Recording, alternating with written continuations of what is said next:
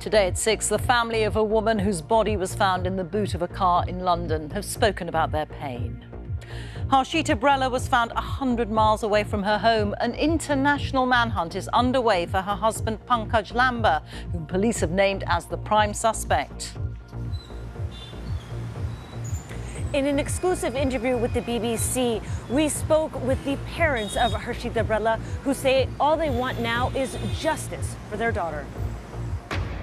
Also tonight, Ukraine's President Zelensky visits troops on the front line after the US gives him the green light to launch US long-range missiles into Russia. Why are mortgage providers reluctant to lend on homes with spray foam insulation? The torment of waiting for gynecological treatment on the NHS. Waiting lists have more than doubled since the pandemic. And Harry Kane meets Harry Kane at the sports centre where he used to play as a boy. Also tonight, after a BBC London investigation reveals many venues failing to implement the Ask for Angela safety code, a bar worker shares his experience.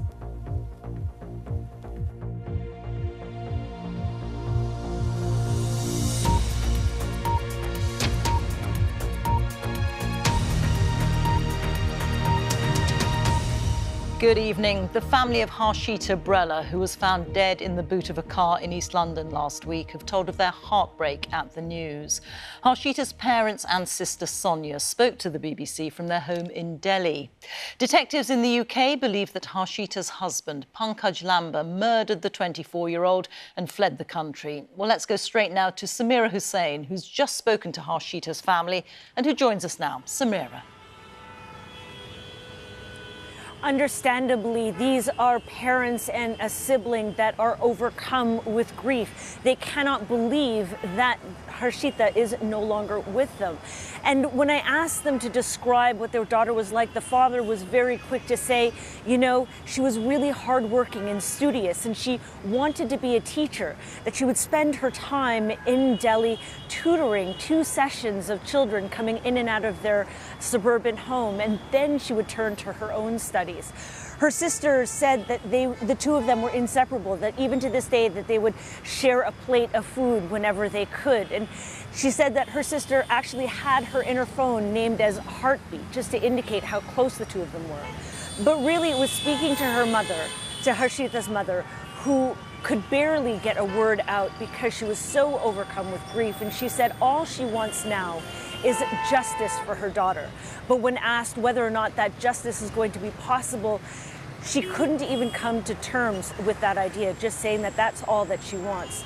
For the father, he wants justice, but he also wants to make sure that her son-in-law also sees justice as well.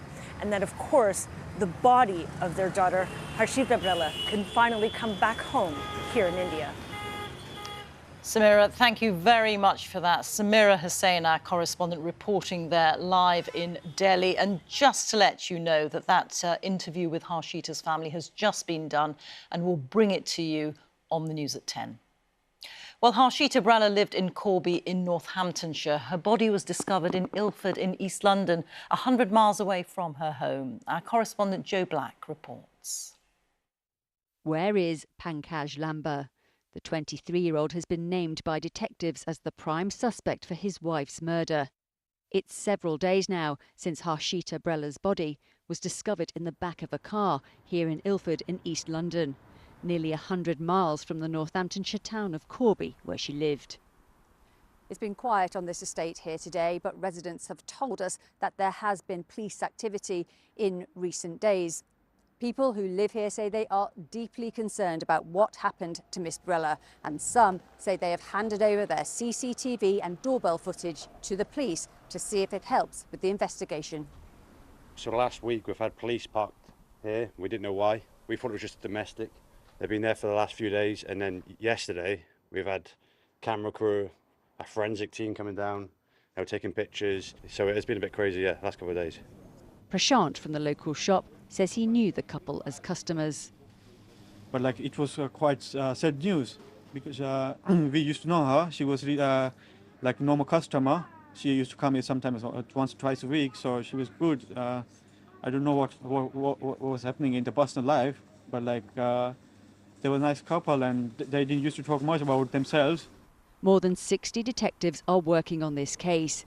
They suspect Miss Brella was murdered in Northamptonshire earlier this month by her husband, who then transported her body to London by car. Meanwhile, Northamptonshire police have referred themselves to the police watchdog because there had been previous contact with Miss Brella.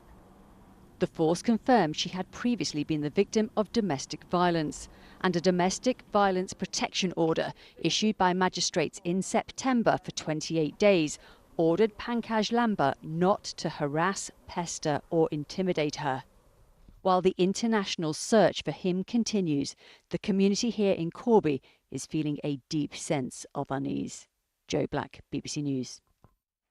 World leaders are gathering at the G20 summit in Brazil, with the war in Ukraine top of the agenda, after the Kremlin reacted furiously to the latest move by the US, saying it meant a whole new spiral and was adding fuel to the fire of the conflict. Yesterday, it emerged that President Biden will let Ukraine use US long-range missiles to attack targets inside Russia after refusing to do so for many months. President Putin himself has yet to comment directly. In a moment, we'll get the view from Russia, but first from the summit in Rio de Janeiro, here's our diplomatic correspondent, James Landale. Another night, another round of airstrikes on Ukraine, a relentless bombardment in a war almost 1,000 days old. One that could be better resisted. Now Kyiv can use American missiles against Russian air bases across the border. But will that mean Britain and France will now allow Ukraine to use their own Storm Shadow missiles, also long range, also able to hit deep into Russia? The Prime Minister, who's attending the G20 summit in Brazil, says Ukraine is his top priority and is urging fellow leaders to step up their support. But he refused to say if he'd allow British-made missiles to be launched against targets in Russia. I'm not going to get into operational details because Putin is the only winner in that situation. But I've been really clear for a long time now, we need to double down. We need to make sure Ukraine has what is necessary for as long as necessary, because we cannot allow Putin to win this war. President Biden had long resisted allowing Ukraine to use US missiles in Russia, fearing escalation. But he's changed his mind, perhaps aware his successor wants a fast end to the war, one that may not favour Kyiv. And it's not just Ukraine. World leaders here are also worried about the global economy. They fear that Donald Trump could trigger a devastating trade war if he imposes big tariffs on Chinese imports, with many other countries getting caught in the crossfire.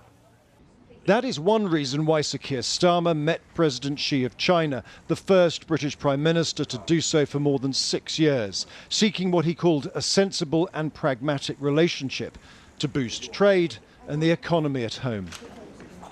We want our relations to be consistent, durable, respectful, as we have agreed.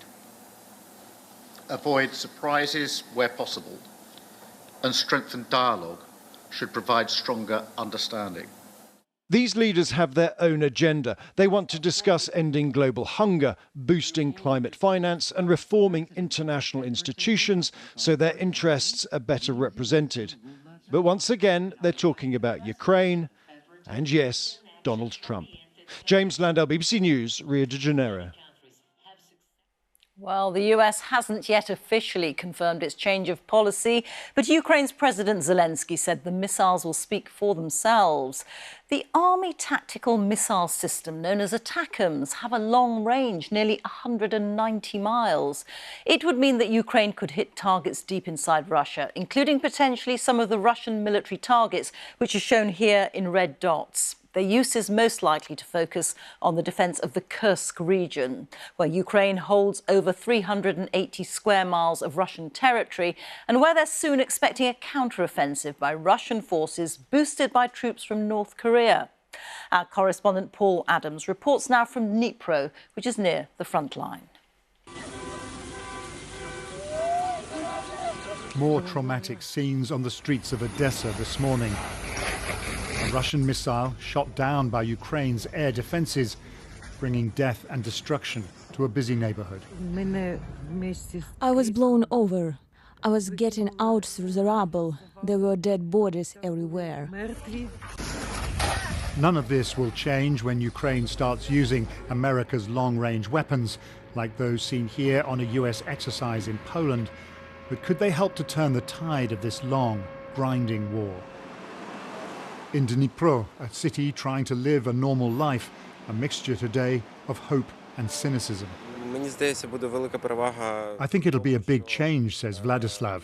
If we're allowed to hit the people who live there, they'll understand how we feel, and then something might change.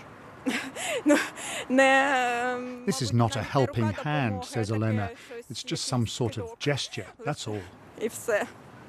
Well, unfortunately, this decision will not allow to change the course of the war drastically. Firsthand, because it's limited. It's limited for now only to Kursk region. And the second, the decision was made too late for Ukraine. But of course, this boosts Ukrainian morale, and this gives Ukraine another leverage.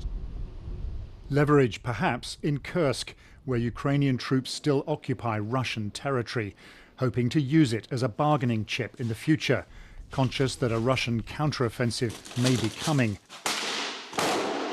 supported by thousands of troops from North Korea. President Zelensky was at the front today, visiting troops near the besieged city of Pokrovsk. He says America's missiles will speak for themselves. He wants permission to use them more widely to halt Russia's gradual advance. No one here is treating Washington's shift of policy as a game changer. One weapon system won't change the course of this war. But with Russian forces edging closer in the east and the commitment of America's next president still in doubt, anything the Biden administration can do to boost Ukraine's chances of hanging on, well, that's welcome here. Paul Adams, BBC News, Dnipro. Let's speak now to our Russia editor, Steve Rosenberg, who joins us. Steve, there's clearly fury from Moscow, but we haven't heard from President Putin yet, and that's what people are waiting for.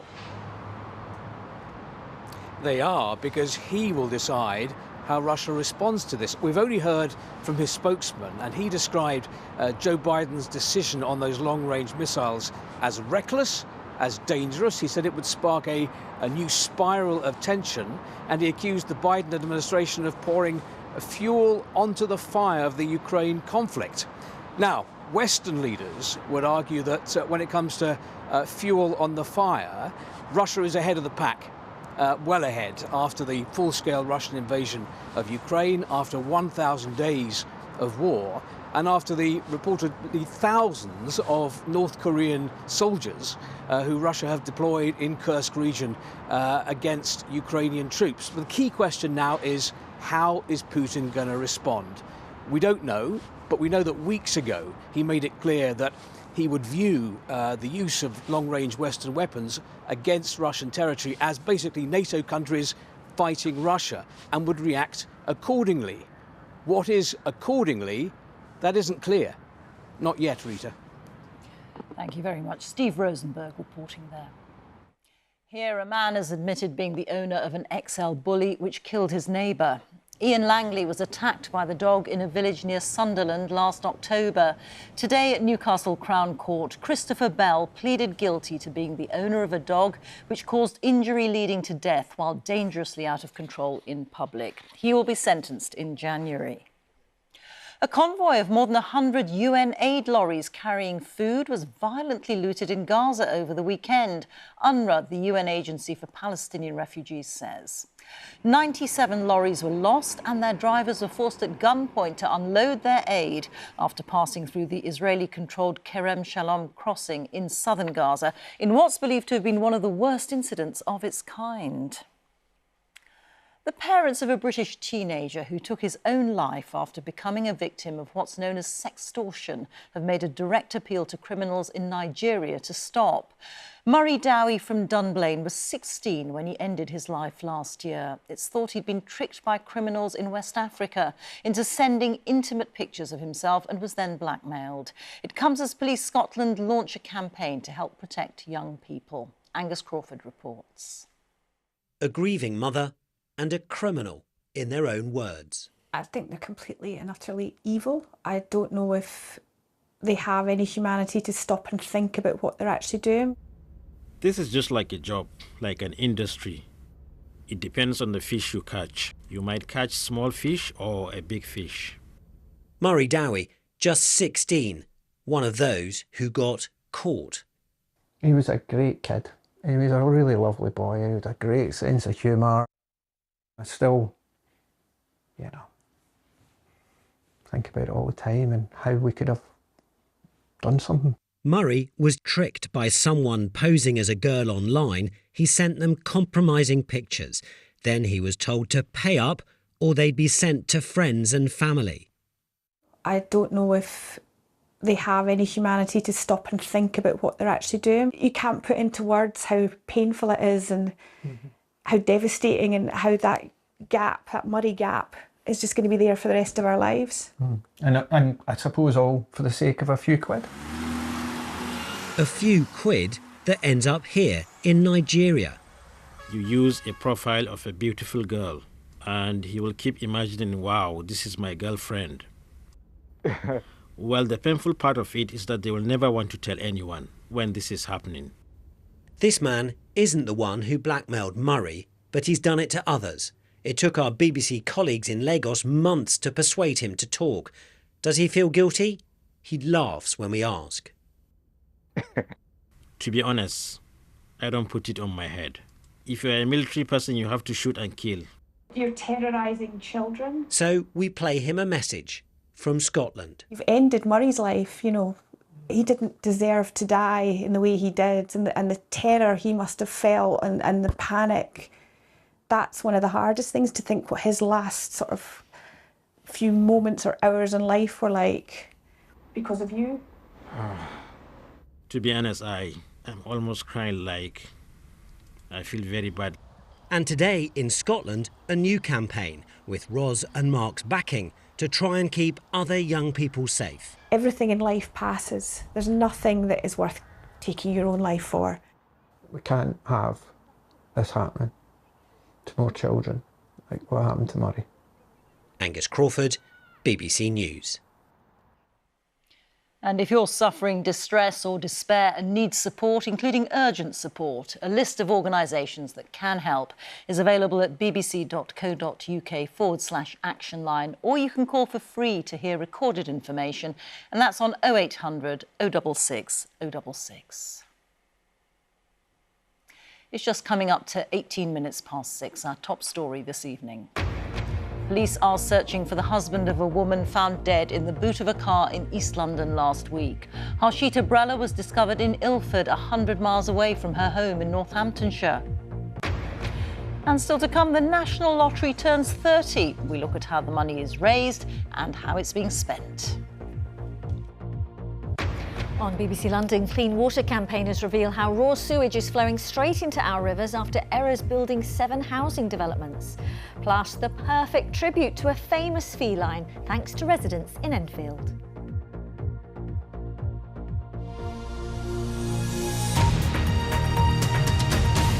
Waiting lists for gynecological procedures have more than doubled since the start of the pandemic, often leaving women in debilitating pain. In England, it's rising faster than in any other medical speciality. Latest figures reveal the waiting list is now more than 750,000. It's estimated that that is at least 630,000 patients, as some might be waiting for more than one appointment. And to give you a sense of that scale, it's as if there were a physical queue of people lined up next to each other. It would start at the beginning of the M4 motorway in London and would stretch out for over 160 miles, so past the west of England, into Wales, past Cardiff and as far as Bridgend. Experts say that it shows a persistent gender bias, with women's health less of a priority. Our health correspondent Catherine Burns reports. This goes way beyond just painful periods. Anna Cooper has had 17 surgeries, including having her womb removed. And she's still in pain. She uses a morphine patch to deal with it. Anna has to change her stoma bags every day. She's had her bladder and most of her bowel removed. All this because she has endometriosis, where tissue like the lining of the womb grows in other parts of the body. The delay in my care has cost me some of my major organs. It's mentally tormented me for the most of my adult life because it's really difficult dealing with a condition where I look absolutely fine from the outside, but internally I'm just in despair. Anna's had lots of treatment on the NHS, but says she's also gone into debt, paying £25,000 for private care. There is not a day that I don't wake up in pain. It's like somebody's got a chain wrapped around my stomach and it's just being pulled tighter and tighter, and it's crippling. Vinbai Mandaza has been asking for help for years, but doesn't have a diagnosis yet. I don't have the words to describe the level of pain. On the days that I'm menstruating, I consider myself disabled in a sense because I can't actively function. I'm in bed, my legs are numb. It's kind of like a whole body pain. Many patients are living with conditions that get worse the longer they're left untreated. The impact on my life has been utterly devastating. I have liquid morphine probably on a day-to-day basis. It's so hard to live with. The symptoms don't stop. Women being in pain and off work with these issues has a wider cost to the economy, around £11 billion a year. As a gynecologist, I am helpless and frustrated. One of the reasons for these long-term waiting lists is the persistent gender bias. Women's health is constantly deprioritized. So whenever there's a crisis, the first thing that is affected is non-cancer gynecological conditions. Health authorities across the UK acknowledge that women are waiting too long and say they're working to make sure they can get help when they need it. Anna is still on NHS waiting lists and in pain every day. My main source of positivity is my daughter. I have to keep going for her. I've got no choice. I don't want her generation to suffer the way I've suffered. Catherine Burns, BBC News. Some of the UK's biggest mortgage providers are refusing to lend money on homes with spray foam insulation. About 250,000 homes have it, often paid for with a government grant. Lenders are concerned as it can trap moisture, which then rots roof timbers. Laura Jones is here to tell us more. So this insulation is often paid for with a government grant, but there's still concern. Why? There are. So we contacted the 20 biggest mortgage providers in the UK, and 5 of them, including TSB Bank, the Skipton Building Society and the Cooperative Bank, told us that they didn't lend against properties where this type of insulation is found in the roof space. Much of this spray foam was installed under the government's Green Homes Grant scheme that ran in England until 2021. Unfortunately, we don't know how much money the previous government spent on this specific measure because the data doesn't go into those details. And it's worth saying that experts have said that spray foam insulation can help stop heat from escaping and bring energy bills down in turn if it's installed correctly. But there are these concerns where poor fittings may leave gaps and holes where condensation can build up and potentially leave those roof timbers at risk of rotting or of decay. One recent report by the Health and Safety Executive cautioned in particular against applying it under roof tiles directly. And the Insulation Manufacturers Association told us they're worried about overly cautious approaches by lenders potentially driving homeowners to cowboy removal companies. So if you've got this type of insulation, the key message is don't panic. There's lots of advice available online, such as on the Homeowners Alliance website. Thank you very much, Laura. A statue of England captain Harry Kane has been unveiled in Walthamstow after years in storage because councillors couldn't find a home for it. The life-size statue of Kane sitting on a bench can be found at Peter May Sports Centre, where he used to play as a boy. BBC News Round's Ricky Bolito was there to see it being unveiled. This is where it all began. Sunday League football, Ridgeway Rovers, Harry Kane's first club.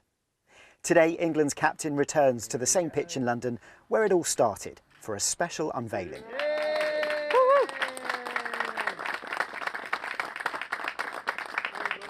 Well, after a series of setbacks to find a permanent home for the statue, it will now take pride of place right here at the Peter May Sports Centre in Waltham Forest, which is where Harry used to play when he was just 5 years old.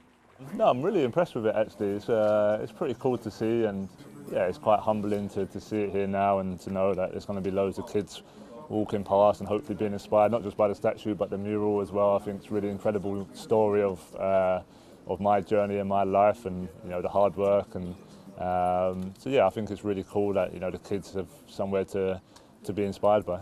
Well, Harry Kane is very special because obviously he played here when he was younger, which is incredible for all the people here. I'm playing on the turf that he played on. I've heard a rumour that you're actually named after Harry Kane. Is that true? Yeah. I think Harry Kane should be celebrated because he's a massive role model. The forward now overlooks the children who train here on the weekend, hoping to one day follow in his football boots. Have you got your phone? I've got my phone. Have you had a selfie with your statue No, come on, let's do it. Ready? Perfect. You're going to have to send me that selfie. I'll send it over to you guys. Amazing. Harry, Right, thank you so much. I appreciate Congratulations. Thank you. Ricky Belletto, BBC News. Now, whether you play the National Lottery or not, it has transformed Britain since it began 30 years ago in November 1994. Since then, it's helped to raise almost £50 billion for good causes. And thanks to its enormous prizes, it's also produced more than 7,400 millionaires or multimillionaires. Jane McGubbin has been looking at its impact. 30 years ago tomorrow, it all began. I'm hoping to be the first millionaire. But the launch of the National Lottery wasn't just about winning. And look at all that money there. It was about legacy. Let's start with Dame Sarah Storey, who remembers a time when Olympians and Paralympians had to fund their own success stories. Back before the National Lottery sports funding programme, and some people were just on the dole, as it was called back then, just trying to find the right job that would help them balance their sport.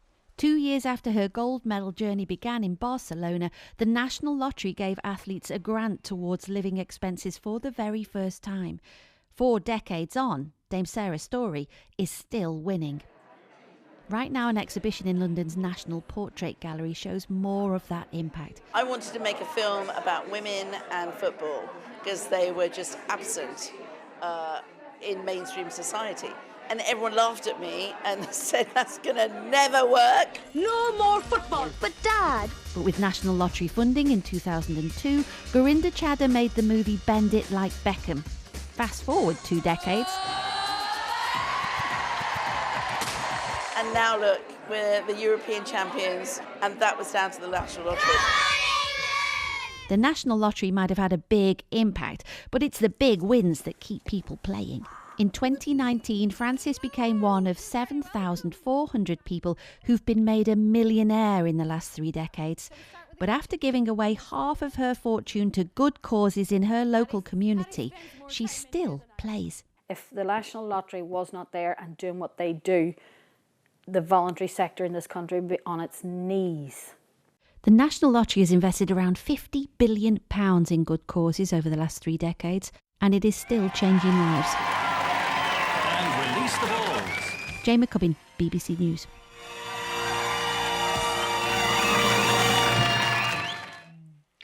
Now, snow has fallen across parts of the UK after the coldest night of the season so far. Temperatures dropped to minus 7.8 Celsius in Scotland in the early hours of this morning, the lowest temperature the UK has seen since last winter. Cold temperatures, ice and further snow feature on the forecast for the coming days in what the Met Office is calling the country's first taste of winter. Winter woolies time. Ben Rich, is that the case? Yes. Winter woolies and snow for some of us, Rita. Some of us have already seen some snow. These are the areas that are covered by Met Office warnings right now. Northern Scotland, here it is just frequent snow showers. We've already seen the snow piling up. There is more to come. But across parts of Northern Ireland, Northern England, North Wales, the North Midlands, here the situation is a little bit more complicated because we have something of a battleground. Cold air to the north of the UK, but some much milder air to the south. And along where those two air masses meet, we've got this frontal system, the mild air tucking in, but the cold air as well. So while a lot of what falls from the sky may well be rain and sleet, some of it will be snow, particularly over high ground. We've already started to see some snow falling across high ground in Northern Ireland, parts of North Wales and Northern England. And as we go through the night, I think these are the areas we're most concerned about. Over some of the high ground, say across the tops of the Pennines, we could be looking at 20 centimetres of snow. But even at lower levels, that awkward mix of rain, sleet and snow could give some lying snow in places. That could obviously cause some disruption. Really cold again in the north of Scotland, -8, but much milder further south. So in northern Scotland, with those snow showers still falling, ice tomorrow morning, parts of Northern Ireland, Northern England, North Wales, the North Midlands, again, there could be some icy stretches to start off. This little area of rain and hill snow pushing its way southwards. Some very wet weather for the far southwest of England and the Channel Islands. Windy here as well. And more of those snow showers across northern and eastern Scotland, perhaps some wintry showers into northeast England. And look how cold it will be by the middle of tomorrow afternoon. All of us in single digits, staying cold for a fair few days. Still some wintry showers around. There are then signs that things could turn milder, wet and very windy for the weekend. But a lot of weather to come between now and then. Rita. OK, thank you very much, Ben. And that is tonight's BBC News at 6. You can, of course, keep up with all the latest developments on the BBC website. But now it's time to join our colleagues for the news where you are. Bye-bye.